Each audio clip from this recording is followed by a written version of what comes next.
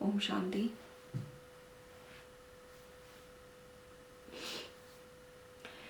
बाबा कहते हैं स्वमान में रह, सबको सम्मान और स्नेह दो। तो सबको सम्मान और स्नेह देने के लिए आवश्यकता है स्वमान में रहने की।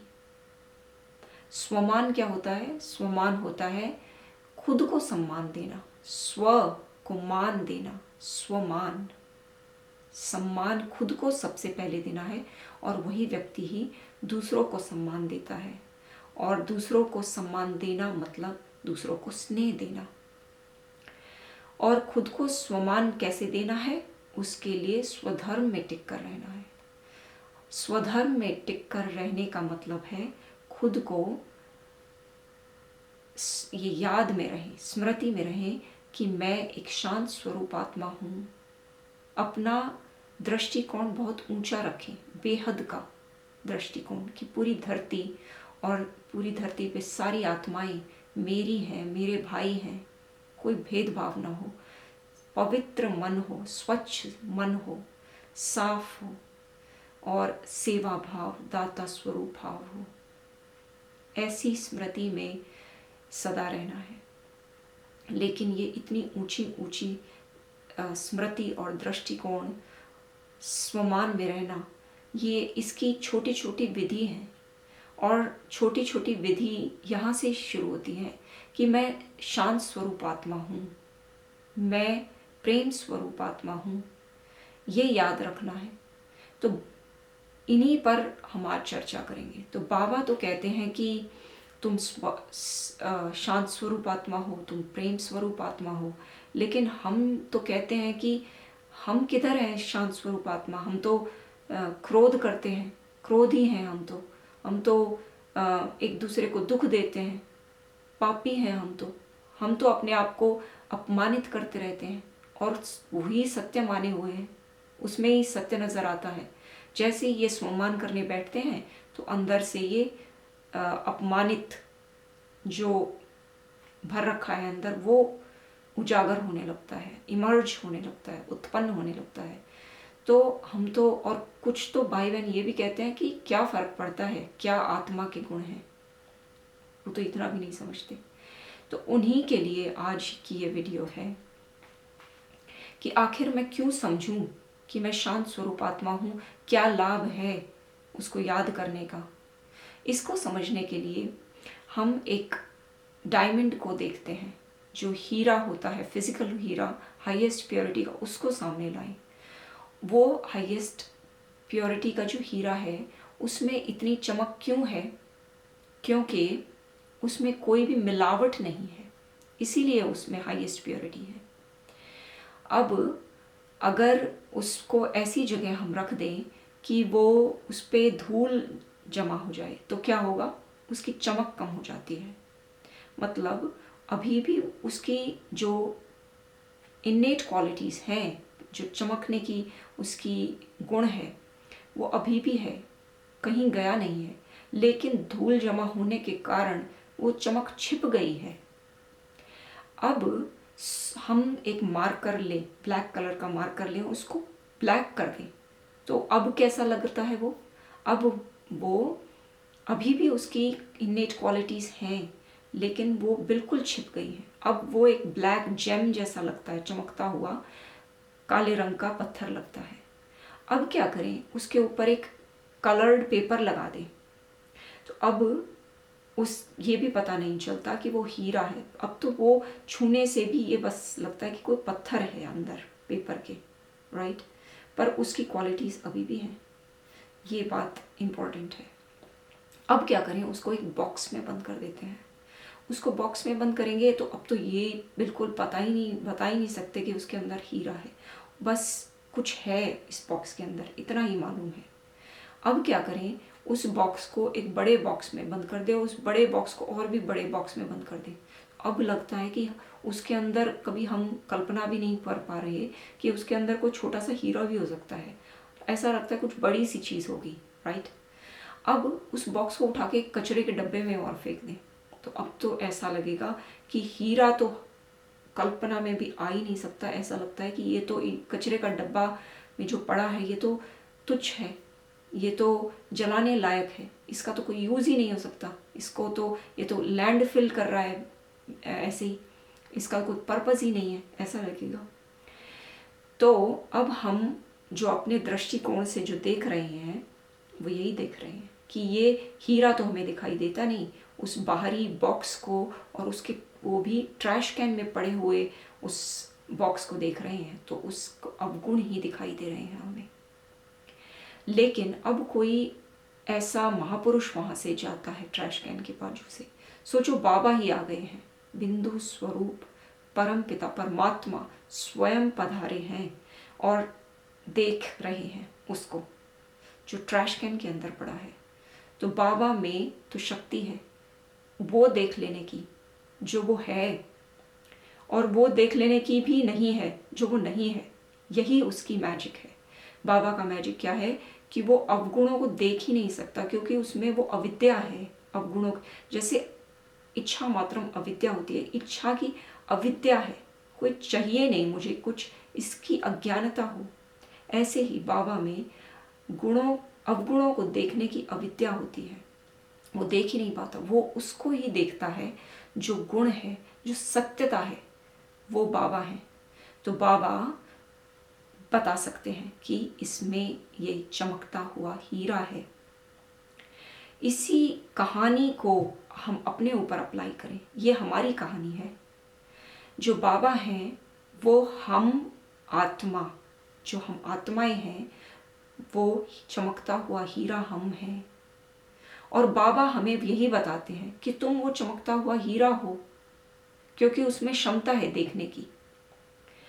तो वो हमें बताते हैं कि और तुम शांत स्वरूप हीरा हो, शांत स्वरूप आत्मा हो, तुम प्रेम स्वरूप आत्मा हो, तुम्हारी 7 क्वालिटीज हैं, तुम उन्हीं से बने हो। तुम शांति, प्रेम, आनंद, सुख, पवित्रता, ज्ञान, इन सभी गुणों से बने हो।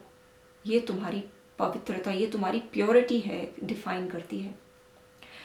पर हम क्या करते हैं, खुद हम जिस प्रकार उस हीरे की चमक कम हो गई थी उन लेयर्स की वजह से, हमारी भी चमक लेयर्स की वजह से कम हो रखी है। ऐसा नहीं है चमक कहीं चली गई है या गुण हमारे प्रेम, शांति, आनंद कहीं चले गए हैं, कहीं गए नहीं है। अभी भी मैं कोर में, बीज स्वरूप में शांत ही हूँ, स्थिर हूँ, शांत हूँ, प्रेम से भरी हूँ, दाता के गुण हैं मेरे, लेकिन वो दिखाई नहीं देते, क्योंकि मैंने अपने ऊपर अज्ञानता की दृष्टिकोण की लेयर्स पहनी हुई है। उन अज्ञानता के चश्मों से मैं खुद को देखती हूँ तो मैं सोचती हूँ कि मैं तो अशांत रहती हूँ, मैं तो अशांत हूँ, मैं तो कचरे के डब्बे में पड़ी तुच्छ हूँ। ये जो अहंकार है, ये जो काम, क्रोध, लोभ, मोह, विकार हैं, इनकी लेयर्स मैंने अज्ञानता में खुद पे चढ़ाई हैं जन्म लेते लेते, जिनकी वजह से मेरी खुद की चमक छिप गई है, लेकिन खत्म नहीं हुई है अभी भी। बिल्कुल मैं कोर में, आत्मा स्वरूप में बिल्कुल शांत स्वरूप हूँ। वो सारे गुण यूं के यूं भरे पड़े हैं मुझ में, लेकिन मैं आत्मा खुद को देख नहीं पा रही हूँ, और मैं अज्ञानता के चश्मे से खुद को देखती हूँ और कहती हूँ कि मैं तो ये अशांत हूँ, मैं तो क्रोधी हूँ, मैं तो दुखी हूँ, मेरा तो कोई यूज़ ही नहीं है, कुछ पर्पज़ ही नहीं है, मैं तो तुच्छ हूँ, पापी हूँ। ये सारे लेयर्स मैंने ही खुद पहनी हुई है। लेकिन बाबा हमें याद दिलाते हैं कि तुम शांत स्वरूप आत्मा हो, तुम आनंद स्वरूप आत्मा हो। और अब ये समझते हैं कि सत्यता तो यही है कि मैं शांत स्वरूप आत्मा हूँ, तो उसको अभी ये देखते हैं कि जो मैं ये दूसरे बोलती हूँ खुद को, वो तो असत्य है, और सत्य ये है कि मैं शांत स्वरूप आत्मा हूँ। और ऐसा समझने से होता क्या है? ऐसा समझने से ये होता है कि जब मैं स्वधर्म में रहती हूँ, जो सत्यता में रहती हूँ कि मैं शांत स्वरूप आत्मा हूँ, उससे मैं बाबा से योग सहज भाव से लगा सकती हूँ, क्योंकि मैं खुद को भी जानती हूँ कि मैं कौन हूँ। तो उससे बाबा की याद में जल्दी मैं जुड़ सकती हूँ, उससे बाबा से, परम पिता परमात्मा निराकार ज्योति से, उससे जुड़ सकती हूँ, क्योंकि वो भी सत्य है, मेरा ही पार्ट। तो योग जल्दी लगता है, और जब योग जल्दी लगता है तो जो उसकी शक्तियाँ हैं वो मुझ में आती हैं।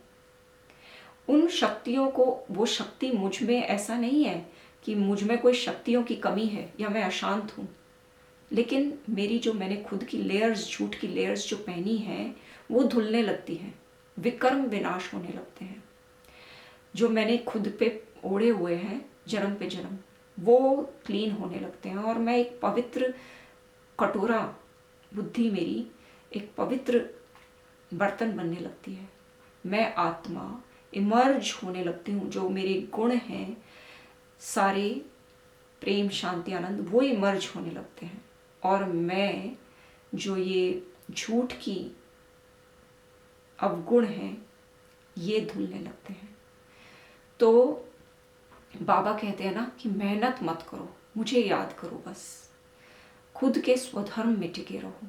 वो इसीलिए कहते हैं कि इन जो अवगुणों को हम देखते हैं, खुद के अवगुण, कि मैं अशांत हूँ, कि मैं क्रोधी हूँ, इनको मत देखो। इनको तो देखना ऐसा है जैसे अज्ञानता से लड़ाई करना। ये जो लेयर्स हैं ये हम उतार नहीं सकते हैं। हमारा तो काम सिर्फ ये है कि हम अपने स्वधर्म में टिक जाएं। लड़ाई करने से कुछ भी लाभ नहीं। सिर्फ ये याद रहे कि मैं शांत स्वरूपात्मा हूँ, तो इससे मैं स्वधर्म में टिकी रहूँगी, और स्वधर्म में टिकना से मैं योग में आसानी से बैठ सकूँगी। और जो योग में जो बल मिलता है, जो शांति, जो बाबा की एनर्जी ट्रांसफ़र होती है, उससे मेरे विकर्म विनाश होते हैं। वो लेयर्स जो मैंने ही अज्ञानता की चढ़ाई हैं, वो लेयर्स साफ होती हैं, और मैं अपनी जो ओरिजिनल क्वालिटीज़ हैं वो इमर्ज होने लगती हैं।